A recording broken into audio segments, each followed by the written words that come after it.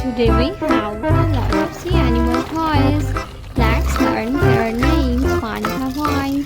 Are you ready, kids? Let's start. The first sea animal is a dolphin. The next sea animal is a seahorse. This is a seahorse. The next one is a pufferfish. This is a pufferfish. The next one is a starfish. The next one is a whale. This is a whale. The next one is a blue tang. This is a blue tang.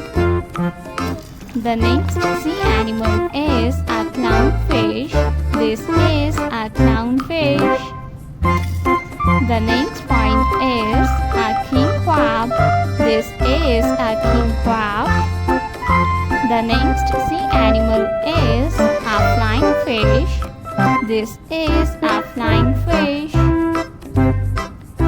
A flying fish. The next one is sail. This is sail. The next one is a penguin. This is a penguin. The next one is a lobster. This is a lobster. The next one is a sea turtle. This is a sea turtle. The next one is octopus. This is octopus. A turtle.